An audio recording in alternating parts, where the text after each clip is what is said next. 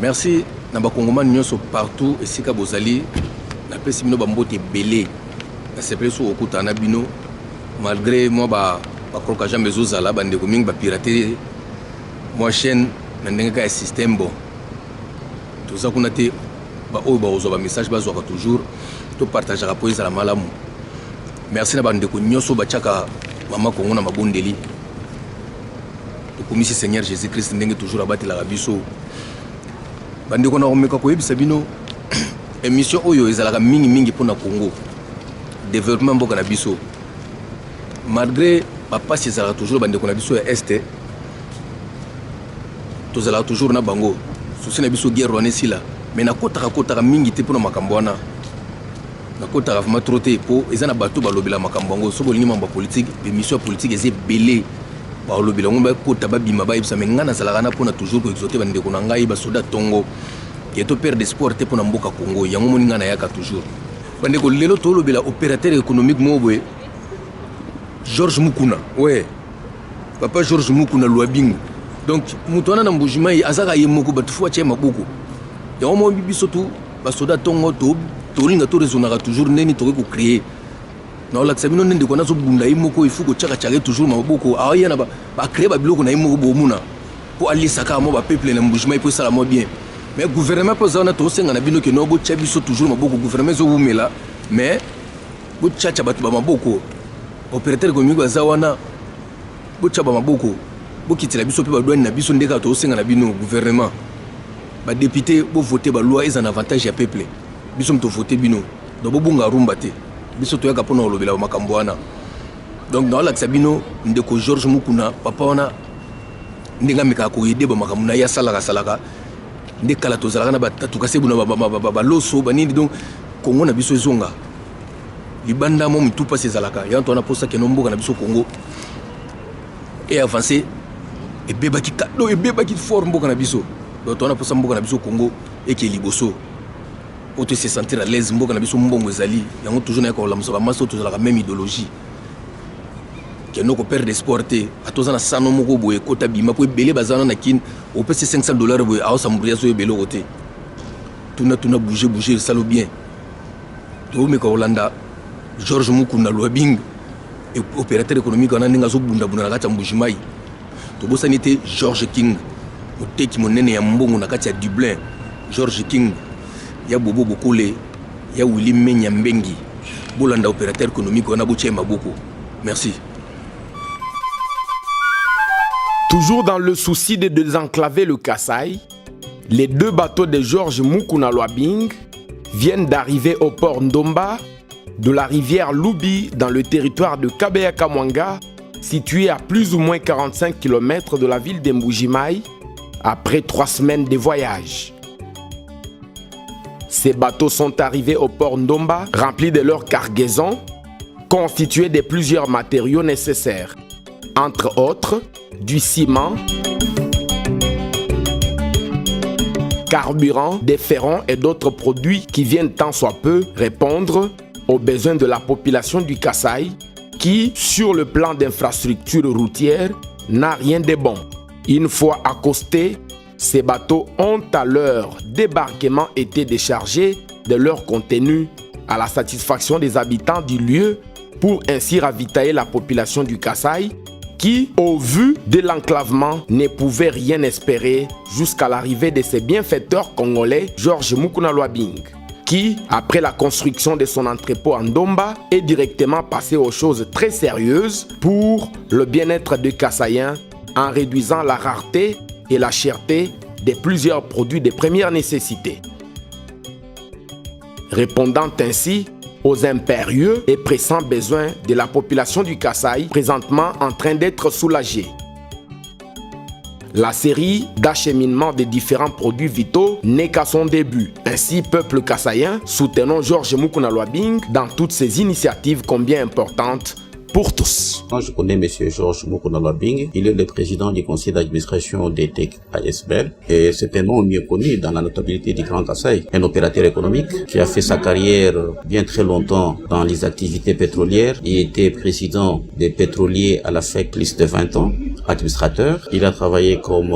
grand responsable, grand directeur au comité de direction DGA chez Cobil et ça. Donc c'est un grand opérateur économique qui a un plan de développement intégral et intégré. Quelqu'un qui songe bien au projet du Grand Kasaï, ses origines. Nous avons un projet sur le lac Monkamba avec l'aquaculture. Nous avons le projet de plus de 100 hectares, 102 hectares à Kalambambouji dans le Kasaï central. Nous avons un projet de 100 hectares en Domba au Kasaï oriental vers Benampet chez le chef Nkoto. Monsieur Georges Mukuna a révolutionné le secteur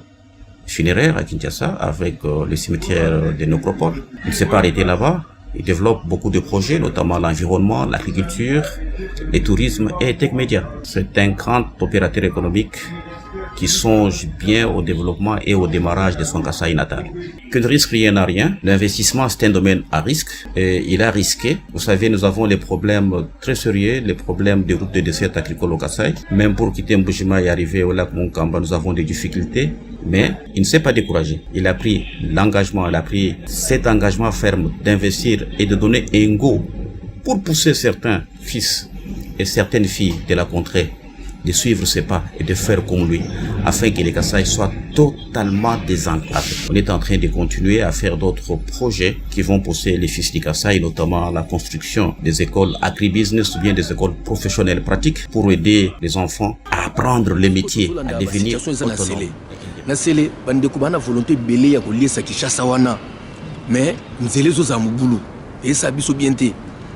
ba député botala tala makambo wana ba imagine la sabino po we ba ko voter ba loi moko be normal pour ça la biso bien et avantage toujours ya peuple botala siko ba biloko zo beba beba kuna ezo sa biso bien te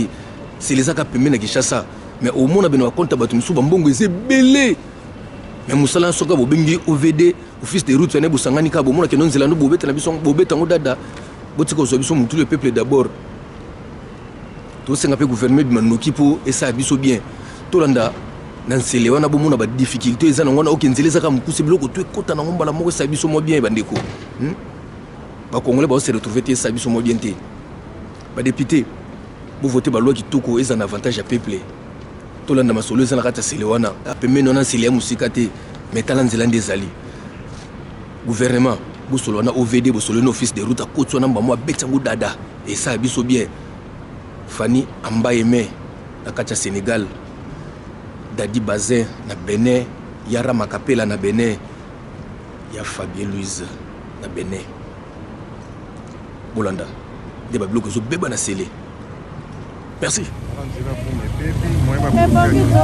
Ebongi tosala moto nyonso ata mwana kongo ya mosolo pembe ya ndoku kongo ya bwanya kasa ya mbila kongo ya makasi moto ya nkoi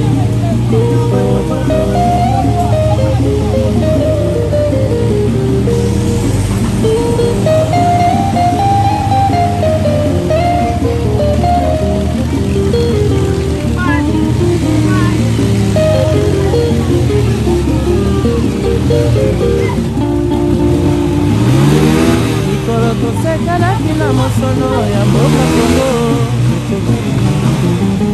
tofungwani miso lelo tomoni bozoba nyonso tosali mpo ya kobongisa Kongo avenir ebongi tosala moto nyonso ata mwana Kongo ya mosolo pembe ya ndoku Kongo ya bwanya kasa ya mbila Kongo ya makasi Lambert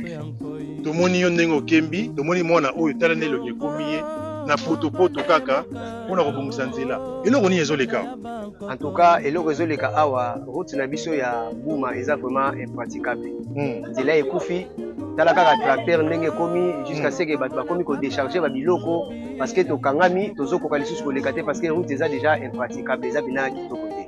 wana bouti mboka nini bouti Kimpolo eloko nini botondisi na basaki boye bato bazomimezaki biloko nini mpasi kisasa etondi na nzala eza barécolte ya bamanioko touti nango kuna po ebima kishasa elia mais route lokola eza impraticable vraiment yango nde tokangami awa esengi kaka kefo ekita jusqu'à ce que route ekokoma praticable nde tokoyeba kozwa nzela ya koleka parce que awa eza na esika mosusu te tokoki koleka parce que route eza kaka mota na bino toza na mawa mingi ya kosala video ya lelo mpona mambo etali kobimisa baproduit agricole nezosala mpasi awa naza bongo na bandeko oyo tokoti na mbote ndeko voilà balandi ya fantastique info bazotala yo mokili mokumba komona na nsima deja image ezoloba yango moko mais kasi yo en tant que moto avandi na kati ya quartier meka mpe kotalisa eloko nini ezoleka awa mpona situation ekoma difficile boye kuna na nsima tozomona baproduit agricole bamanioko eza coup de la tracteur mais moyebi ezali te nini ezoleka awa bon vraiment eloko ezoleka foto oyo ya makasi mpena koleka oyo tozolela banda peuple congolais azolela kaka bisu ezali quartier singainga joko nzela eza te toza na 4 mabengi po eza kosepresente kufa ya bapeuple première libengi toza nango na liboko na ngai ya droite eza libengi mo eza mpanzi wana deuxième fois libengi susu na liboko na ngai kimo mwasi libengi susu eza kuna nde bozomona a bozomona bato ya moto bazokelanga na kokotela mapango ya bato ela pena malungi eza te surprise pena ata mwa relation mwa biloko ekotela boye na mboka boma boye ezokotela susu te po nini nzela eza te sekwa bakonzi bozomona babilili oyo bato ya moto nde bazokelanga na bamutuka mosusu na bamarchandise kelami po nini nzela eza pena makasi. Merci bandeko bouti kolanda biloko na sele ndenge ezobeba badepute bozana susa peuple mtatindi bino place wana toloba mingi te oki toso tolobaloba boloba kaka bo tozotya bino mal à l'aise totyaki bino wana po totya bino mal à l'aise le peuple d'abord peuple nde mokonzi siko tolanda zandu yango esili ndeko soki olingaka mboloko te me ndimata mbangu na ye mboloko aza mbangu me ata olingaki te me solola yango na ndenge ya système bato mingi balingaka kokritike gouverneur Gentini Ngobila Mbaka mais bomona sikoyo eloko abeti wana marge bolinga kotyaba makelele belebele mais zandu esili déjà esali biso bien est-ce que Gentini soka longwe akokenda yango est-ce que otyango na poche bandeko lomona ngai nayebisa bino bomoni ngai so na kiti na Kinshasa na otambola nakutani na Paul Kagame na Lingwala na nzoto mike na ye wana aotambola na obelela ye te na olobani eloko te na opuse ka pembe na récupérer moke no na puse pembe na tuni marge mabe na ye wana Paul Kagame ndenge azobomela nga bakuba ndeko na oya brutalité na orécupérer nanu na tuni osani na yoka ye ata moto bakondane ya mort bayokaki nanu na otuna ye Paul Kagame awozosani ono te toyaki po to matisa babiloko moko na otala makambo azoloba so eza avantage na biso toyaki po totya baconnexion bawifi banini totonga mpe babilo moto opesa misala ka Paul Kagame moto aloba bon esala yango nanu soki asali yango nyonso esili nde nabengi force du progrès basokipe na ye na obete te nayemba moko na moli Paul Kagame natyubi bambeli te na otala avantage na nga oyo aosala marge aza na ye ronda obomaboma natala nanu totala nanu apesi biso yango mpo akenda yango pa ete atongi biloko azosala wana apres torécupérer force du progrès mona ye nanu ekendaka bongo ate étranger moko ayo wana asaleli bino bota nanu avantage na yango mona yebisa bino mingi bajuif baza na biloko ebele na monde na bafrance na bafinlande bajuif ebele bakenda nango kuna na israeli te donc toyeba makambo nini tosalaka bandeko na ngai bolobaka mpo na elengi ya koloba te tolobi teke no toopesa Paul Kagame te napesi bino exemple nde ke soko amoni wana otali nano avantage no eza nini na kati ya Congo batongeli biso biloko bani bosava force du progrès bosolola na ye mpo bino bosolola na bango yango wana moloko na oloba na sanso wana donc toolanda zandu bomona ndenge nini ekomi mpo osi botali tele omeya bomona zandu yango siko esili esali biso bien eza fierté na biso mpo ntango ekosila lisusu kitoko eza kala te bainogiri yango zandu oyo toande kolukaluka wana tokendaka kuna toliaka biloko akati lokanga nalinga mingi biloko akati na makoso yango wana zandu na biso eza wana tolanda yango président Sati Bols Bouleli DG Ozengolo TV AC Olivier Mboso bolanda zandu oyo gouverneur Gentini Ngobila Mbaka otikela bana kini esala biso mo bien tolanda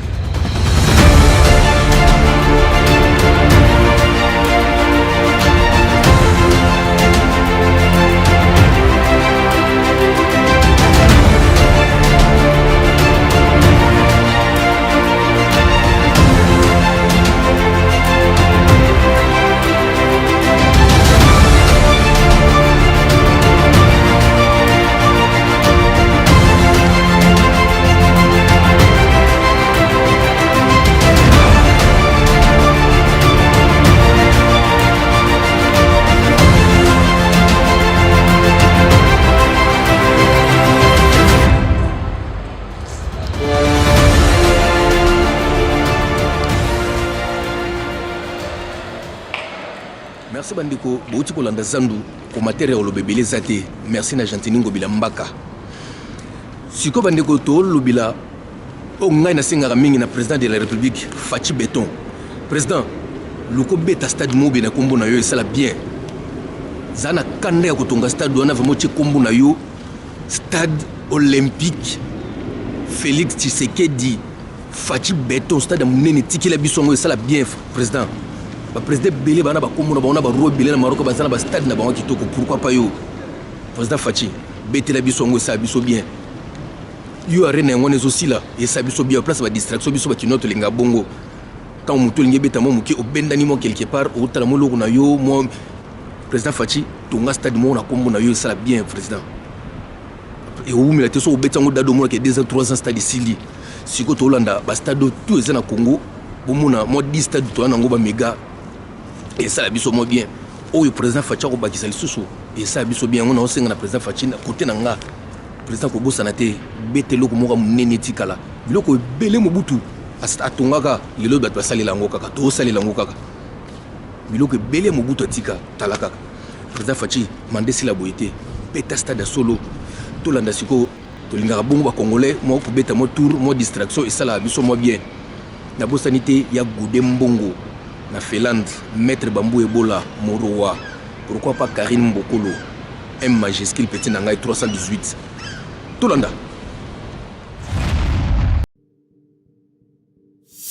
Bienvenue en République démocratique du Congo, ce grand pays de football au cœur d'Afrique.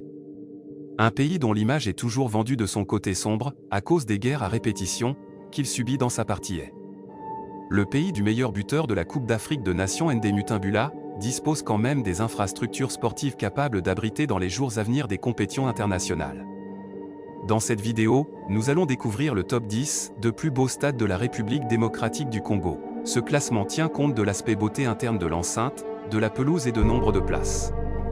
Alors si vous êtes tombé sur cette chaîne pour la première fois, veuillez vous abonner, activer la cloche de notification pour rester informé sur des nouvelles vidéos. Commençons. Au numéro 1, sans surprise nous retrouvons le stade de Martyrs de la Pentecôte.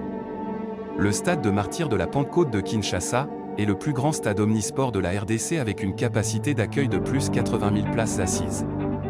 Appelé stade Kamanyola à l'époque du Zaïre. Issu du protocole d'accord du 13 mai 1987 entre la République populaire de Chine et la République du Zaïre, les travaux de construction ont duré 5 ans soit du 14 octobre 1988 et ont pris fin le 14 octobre 1993. L'inauguration a eu lieu le 14 septembre 1994, à l'issue duquel un match de football comptant pour la Coupe d'Afrique des Nations avait opposé les Léopards du Zaïre à l'équipe du Malawi.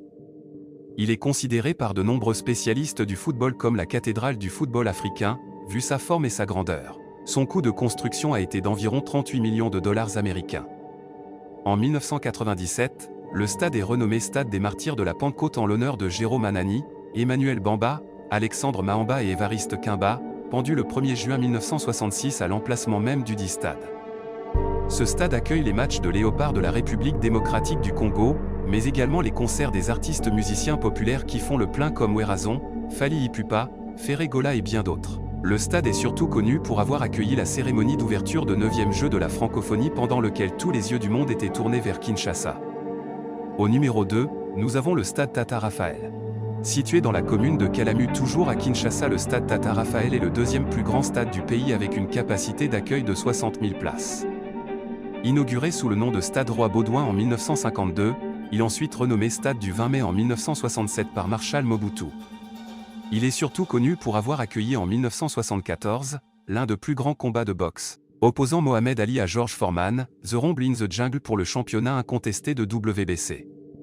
Ce qui a été considéré comme un grand bouleversement, Ali a assommé Foreman, auparavant invaincu, en 8 reprises. Mais également le festival de musique associé, Zaïre 74, qui a eu lieu au stade 6 semaines avant le match de boxe, comptait des stars telles que James Brown et B.B. King.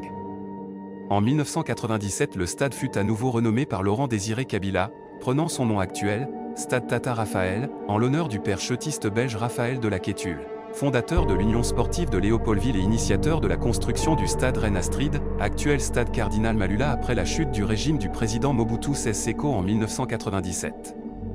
Il accueille plusieurs matchs du championnat de Ligue 1 et plusieurs manifestations.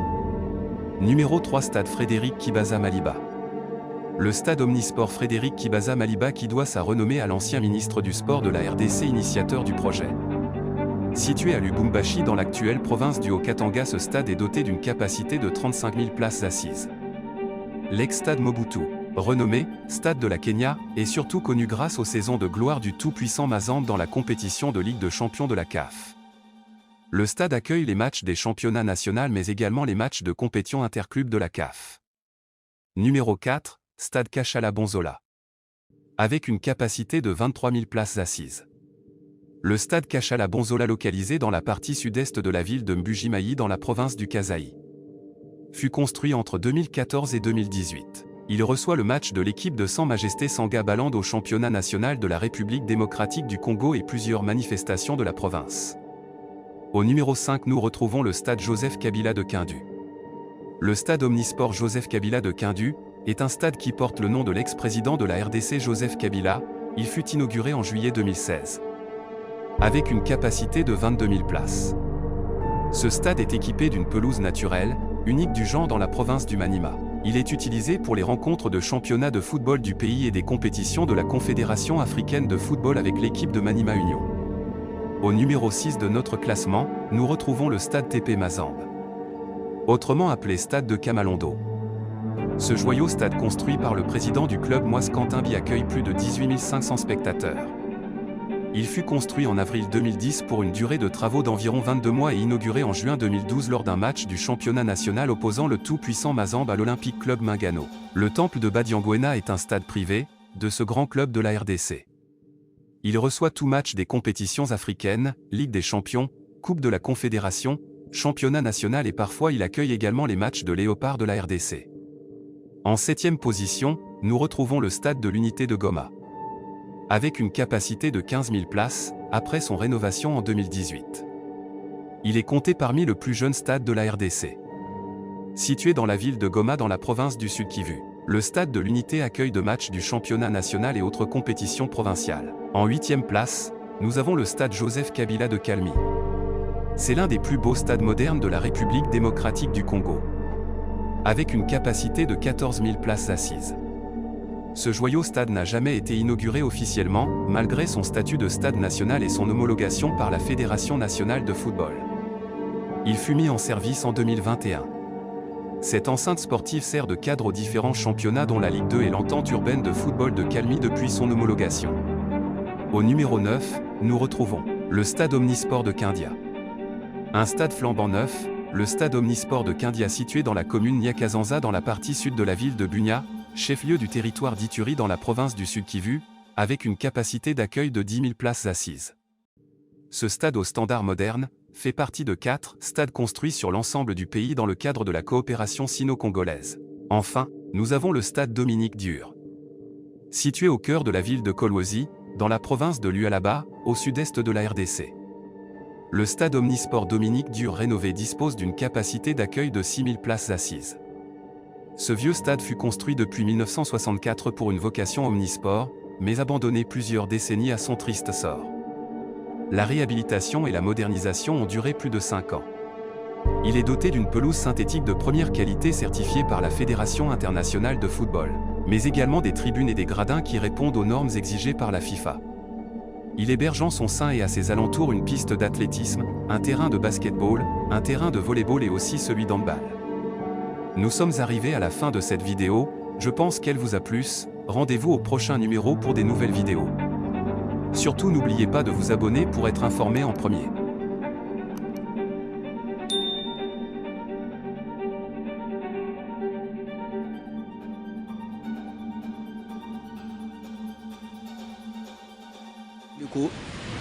Outi kolanda ba stade na biso yango tosinga na président Fachi abeta pe stade na yemoko esala bien président beta stade no kitoko wana esala biso kitoko siko tozolanda IPN Université pédagogique nationale tande ezalaka mabe mais basali yango obona ona kasabino image na boka sa déjà maquette esili bongo ekomi kitoko. Merci na président Fachi na oya sali au président Fachi asali bolanda koza avantage na biso toujours tant Fachi akokende aochango na poste yango na laksa bino bomona ipendenge komi na robosa na te Papi Mwalaou na kati ya Londres. Aimé Mutombo, le cordon RTNC. Apôtre Jacques Bindele. Bolanda Ipen. Merci.